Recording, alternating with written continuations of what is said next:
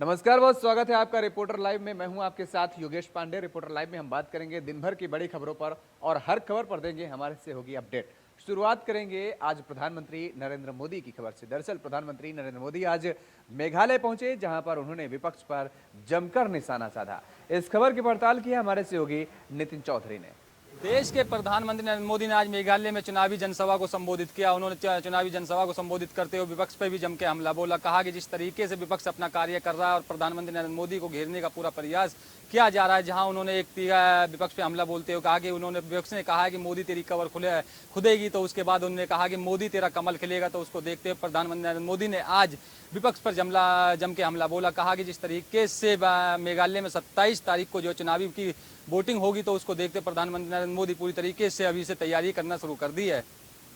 PM Modi ने इस दौरान कांग्रेस और विपक्ष पर दलों पर हमला करते हुए कहा कि देश में परिवारवाद जाना चाहिए। मेघालय में 27 फरवरी को वोटिंग होगी।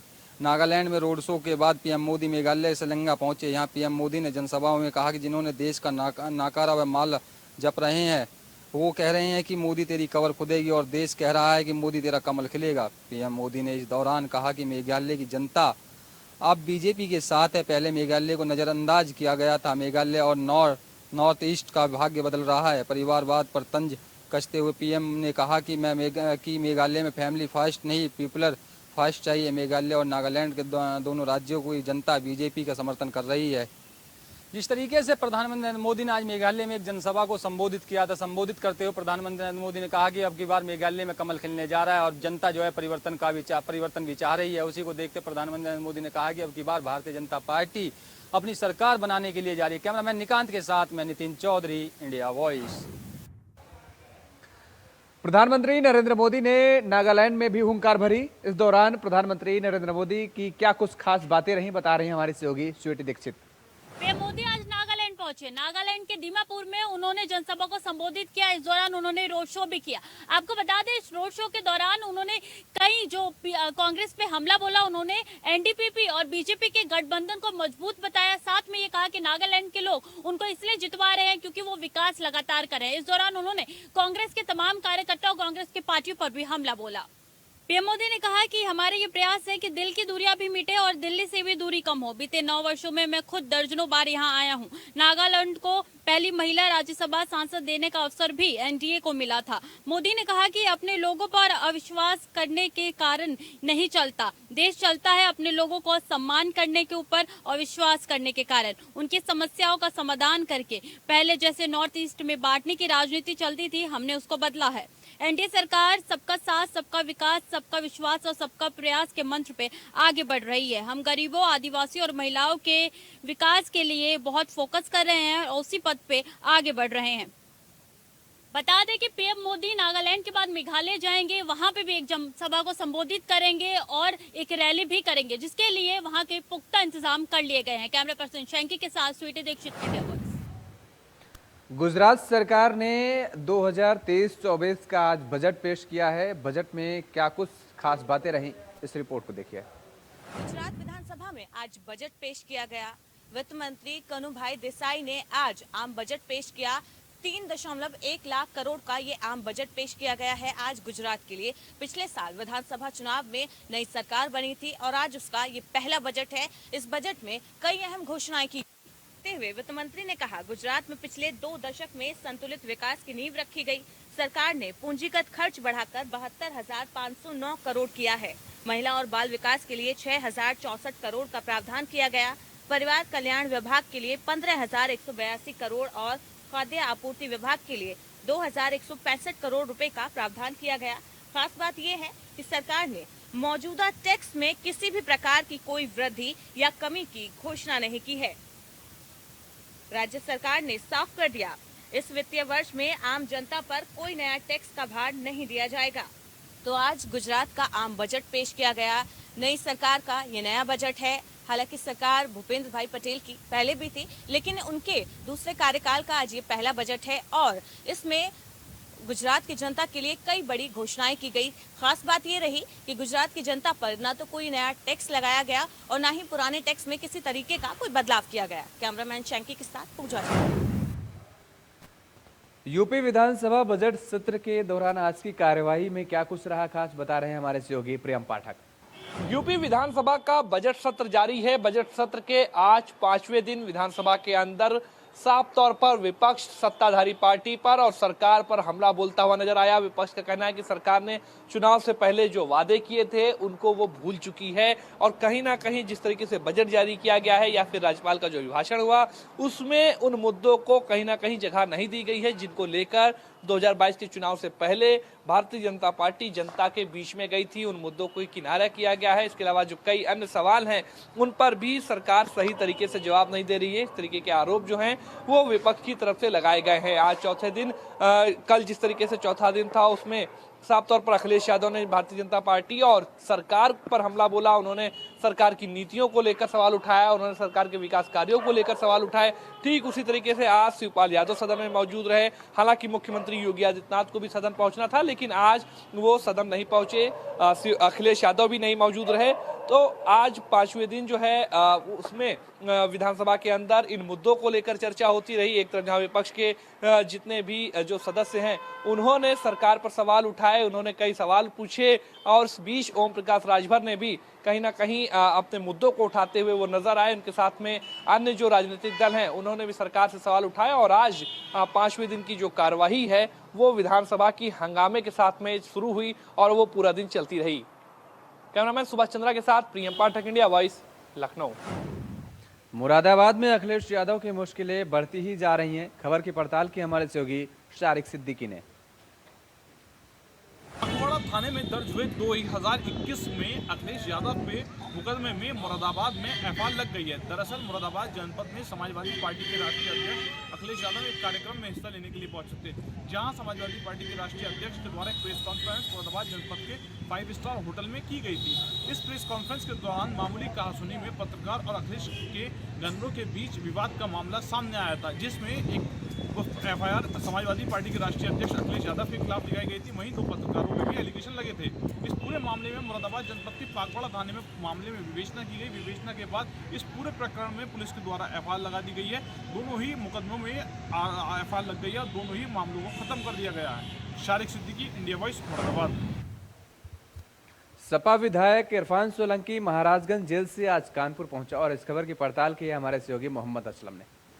सपा विधायक इरफान सोलंकी की मुश्किलें कम होने का नाम नहीं ले रही है। सपा विधायक को आज महाराजगंज जेल से कानपुर कोर्ट में पेशी के लिए लाया गया था। इस दौरान उनकी एमपी एमएलए कोर्ट में पेशी होनी थी, लेकिन मुख्य जो न्यायाधीश है एमपी एमएलए कोर्ट के, उनके अवकाश के चलते उनको अगली तारीख 4 मार्च दे दी गई है। जिसके बाद वहां पर भारी सुरक्षा के बीच आपको बता दें कि इरफान को लाया गया था और इस दौरान वहां पर कानपुर पुलिस प्रशासन पूरा मौजूद था। और बताया ये भी जा रहा है क्योंकि इस पूरे मामले को लेकर पुलिस का कहना है कि उनके पास जो है वो पर्याप्त साक्ष्य हैं और इरफान के आरोपी होने के सबूत है। तो ऐसे में ये भी माना जा रहा है कि अगर इरफान को सज़ा हो जाती है तो उनकी विधायकी भी छीन सकती है। फिलहाल इस पूरे मामले में अगली जो तारीख है वो 4 मार्च दी गई है और 4 मार्च को जब कोर्ट में पेशी के दौरान जो दोनों जो पक्ष के वकील हैं उनकी जो जिरह के बाद ही जो चीज़ें हैं वो सामने आ सकेंगी। फिलहाल इस पूरे मामले में अब अगली सुनवाई 4 मार्च दी गई है और 4 मार्च को ही जो महिला के घर पे आगजनी और जो फर्जी आधार कार्ड का जो इरफान पर मामला चल रहा है उसमें सुनवाई होनी है।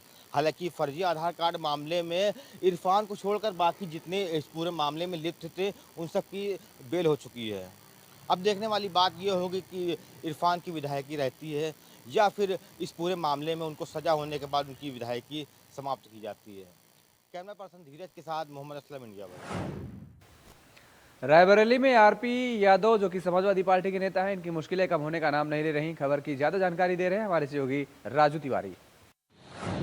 रायबरेली के चर्चित आदित्य हत्याकांड में समाजवादी पार्टी के नेता व पूर्व जिला अध्यक्ष एवं 2022 के सदर प्रत्याशी रहे आरपी यादव की मुश्किलें कम होने का नाम नहीं ले रही हैं। आपको बता दें लगातार इनके ऊपर कार्यवाही की जा रही है और हाल में ही इनके ऊपर एनएसए के तहत कार्यवाही की गई है। आपको बता दें कुछ दिनों पूर्व आदित्य हत्याकांड के आरोपी रहे आरपी यादव पर लगातार शासन के द्वारा कड़ी कार्यवाहियों का दौर चल रहा है, जिसको लेकर समाजवादी पार्टी के नेताओं में रोष देखा जा रहा है और आपको बता दें, समाजवादी पार्टी के शीर्ष स्तर के नेता भी इसमें लगातार निशाना साधते हुए भारतीय जनता पार्टी पर देखे गए हैं। हाल में ही शिवपाल यादव रायबरेली दौरे पर आए थे और वो जिला प्रशासन को खत लिखकर कहा था कि रायबरेली जिला जेल में वो आरपी यादव से मुलाकात करेंगे, लेकिन उनके आने से पहले ही रायबरेली जिला जेल से सुल्तानपुर जेल में जिला प्रशासन के द्वारा उनको शिफ्ट कर दिया गया। वहीं आपको बता दें, अखिलेश यादव राष्ट्रीय अध्यक्ष समाजवादी पार्टी के द्वारा भी इस कार्यवाही को लेकर समाजवादी पार्टी व रायबरेली जिला प्रशासन पर निशाना साधा गया था। और अगर देखा जाए तो रायबरेली जिला का जो कार्यकारिणी है समाजवादी पार्टी का, उसमें भी रोष देखने को मिल रहा है और उसके द्वारा भी, चाहे जिला अध्यक्ष की बात करें और चाहे यहाँ के संगठन की, उसके द्वारा भी भारतीय जनता पार्टी के नेताओं पर और जिला प्रशासन पर एक तरह से देखा जाए तो ये कहा जा रहा है कि टारगेट बनाकर समाजवादी पार्टी के नेता आरपी यादव पर कार्यवाही की जा रही है, जिसके तहत उनके द्वारा ये आरोप लगाए गए हैं।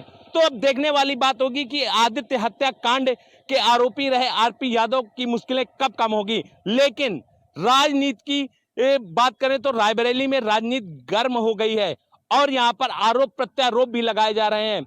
यही नहीं, जिला प्रशासन तक भी लगातार दायरे में आ रहा है और उस पर भी समाजवादी पार्टी के नेताओं द्वारा आरोप लगाए जा रहे हैं। Raju Tiwari, India voice, Raebareli. Money laundering मामले में सुकेश चंद्रशेखर की ईडी रिमांड 3 दिन की बढ़ा दी गई है। खबर की पड़ताल की हमारी सहयोगी जूही सिंह ने। केंद्रीय जांच एजेंसी ईडी ने महाठग सुकेश चंद्रशेखर को आज दिल्ली के पटियाला हाउस कोर्ट में पेश किया, जहां उन्होंने सुकेश को 3 दिनों के लिए और ईडी के रिमांड पर भेज दिया है। दरअसल कोर्ट में पेशी के दौरान ईडी ने बताया कि जांच के दौरान कई सारे नए सबूत और तथ्य सामने आए हैं, जिनकी तफ्तीश की जानी बेहद जरूरी है। केस के अन्य आरोपी दीपक रमदानी और जेल के अधिकारी डीएस मीणा को सुकेश चंद्रशेखर के सामने बैठाकर पूछताछ करनी है। इस पर पटियाला हाउस कोर्ट ने सुकेश को सोमवार तक ईडी की रिमांड पर भेज दिया। बताते चले कि गुरुवार को मंडोली जेल का एक सीसीटीवी वीडियो लीक हुआ था, जिसमें पुलिसकर्मी और जेलर उसके बैरक की तलाशी लेते हुए दिख रहे थे। इस दौरान सुकेश के पास से 1.5 लाख की चप्पल और 80,000 रुपए की 2 जींस बरामद हुई। जेल में भी इतने महंगे कपड़े और चप्पल पहनने के सवाल पर सुकेश चंद्रशेखर ने कहा कि ये लीगली अलाउड है। सुकेश ने यह भी कहा कि उसे कॉन मैन नहीं कहे। मंडोली के जेल से जेलर दीपक शर्मा और जय सिंह को 60 लाख रुपए से ज्यादा दिए हैं। इसी बीच महाठग ने एक बड़ा ऐलान किया है, जिसमें सुकेश से जब सवाल किया गया कि क्या आप चुनाव लड़ेंगे, तो उसने कहा कि हाँ, अगले साल चुनाव लड़ूंगा। इसके अलावा उन्होंने बॉलीवुड अभिनेत्री जैकलीन फर्नांडिस का भी बचाव किया और कहा कि वह इस जांच का हिस्सा नहीं है। वहीं सुकेश चंद्रशेखर के वकील अनंत मालिक ने कहा कि जेल में मैनुअल के हिसाब से सुकेश महंगे कपड़े पहनता है। जेल का वीडियो लीक होना चिंता का विषय है, इससे खतरा भी हो सकता है। जानबूझकर लीक किया गया है यह वीडियो। जब सुकेश को तिहाड़ जेल से शिफ्ट किया गया तो उसी जेलर को मंडोली जेल भेज दिया गया, जहां सुकेश पर मंडोली जेल में दबाव बनाया जा रहा है। कैमरामैन निकांत गुप्ता के साथ मैं जूही, इंडिया वॉइस।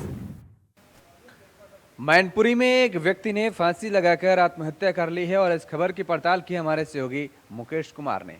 कोतवाली थाना क्षेत्र में संदिग्ध परिस्थितियों में युवक का शव फांसी के फंदे पर लटकता हुआ मिला है।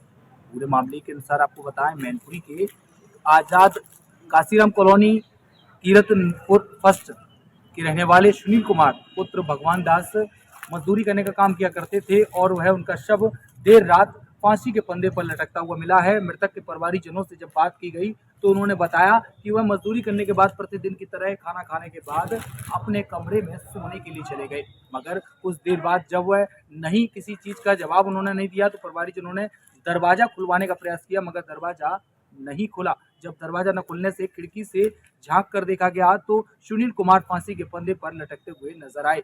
इसके बाद पुलिस को परिवारजनों ने सूचना दे दी है। मौके पर पहुंची पुलिस ने शव को कब्जे में लेकर पोस्टमार्टम के लिए भेज दिया है और पूरे मामले की जांच पुलिस ने शुरू कर दी है। तो वहीं मृतक सुनील कुमार की माताजी ने पूरी जानकारी देते हुए बताया कि उनका बेटा काफी लंबे समय से काशीराम कॉलोनी के आजाद नगर ब्लॉक नंबर 5 में 4थी मंजिल पर रह रहा है कई सालों से। इसके बाद आज उनकी किसी कारणवश फांसी पर शव लटकता हुआ मिला। मौके पर पहुंची पुलिस ने शव को कब्जे में लिया और पूरी जांच शुरू कर दी है। मैनपुरी से इंडिया वॉइस के लिए मुकेश कुमार की रिपोर्ट। अलीगढ़ में कलयुगी बेटे की काली कारतूत देखने को मिली है और इस खबर की पड़ताल की हमारे सहयोगी प्रदीप पुंडेर ने। अलीगढ़ के थाना अतरौली क्षेत्र में एक दिल दहलाने वाली घटना सामने आई है, जहां पर एक शराबी पुत्र ने अपने पिता को संपत्ति को लेकर चल रहे विवाद में मारकर उसके शव को बोरे में बंद कर एक संदूक के अंदर बंद कर दिया। मौके पर जब गांव के लोग पहुंचे और उन्हें दरवाजा खुलवाने की कोशिश की तो उसकी पत्नी ने और युवक ने दरवाजा नहीं खोला, जिसकी सूचना गांव वालों ने पुलिस को दी। पुलिस मौके पर पहुंची और जबरदस्ती दरवाजा तोड़वा कर जब घर के अंदर गए तो उन्हें वहां संदूक के अंदर एक बोरे के अंदर एक लाश मिली, जिसकी पहचान जो है वो 65 वर्षीय डोरीलाल के रूप में हुई।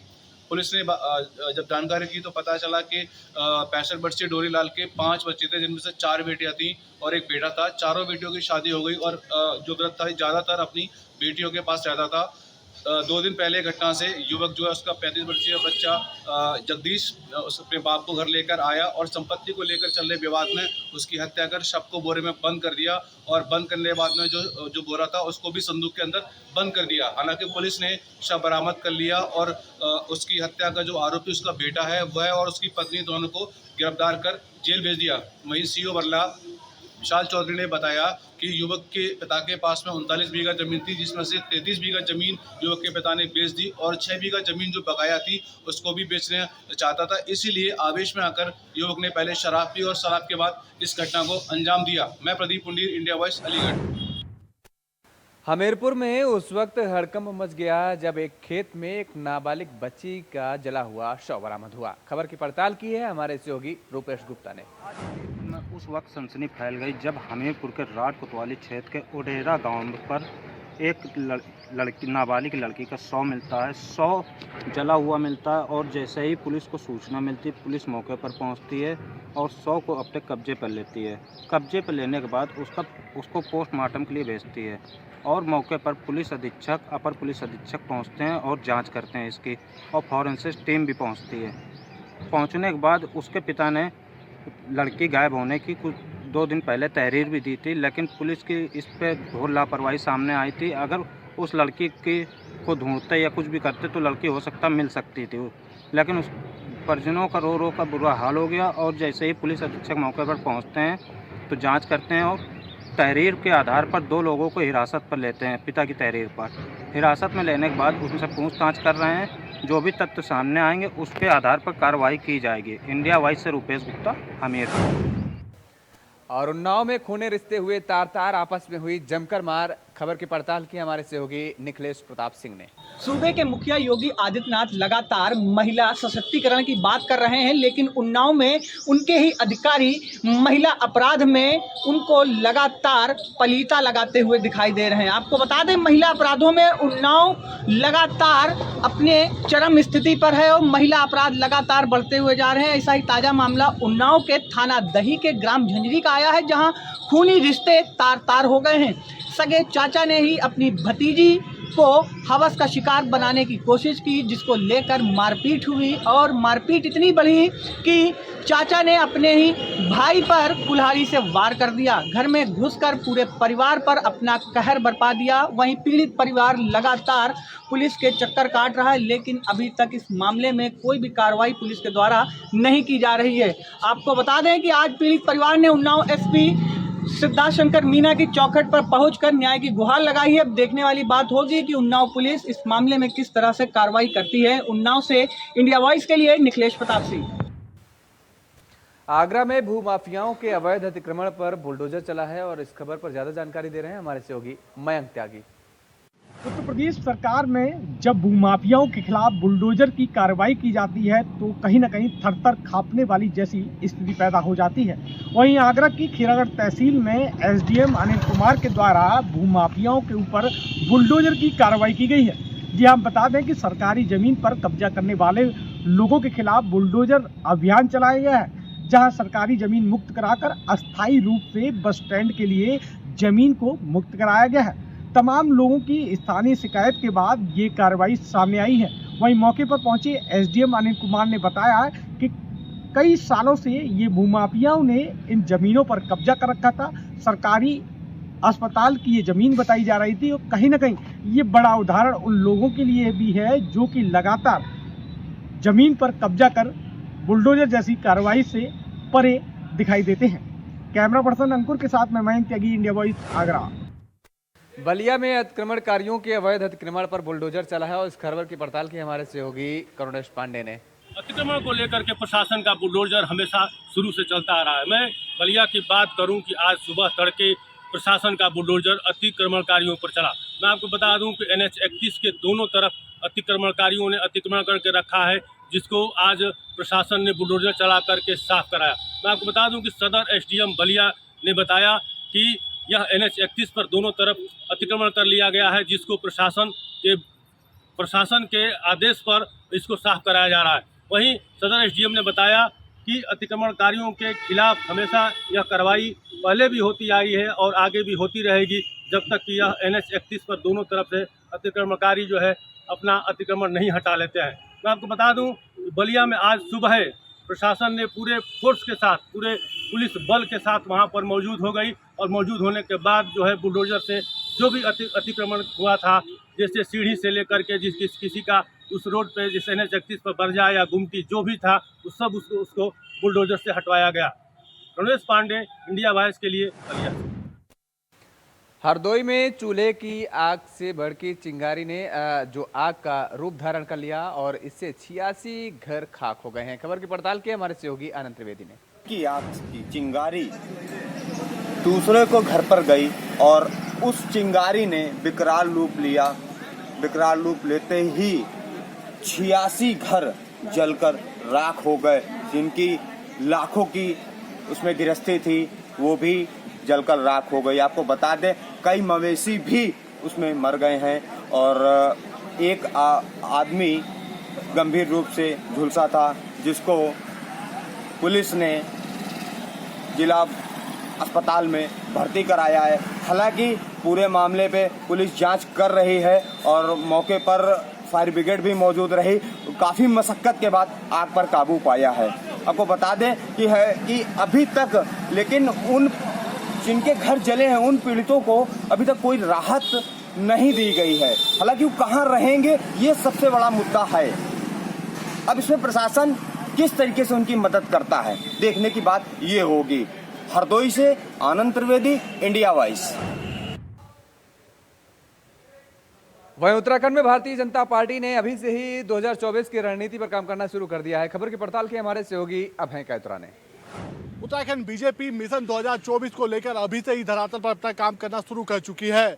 पार्टी की तरफ से ऐसे कार्यकर्ताओं की एक बड़ी फौज तैयार की जा रही है जो चुनाव के समय में पार्टी के लिए मजबूती के आधार पर काम करें, ताकि संगठन और सरकार दोनों मजबूती हो सके और चुनाव में अच्छा वोट भारतीय जनता पार्टी को मिल सके।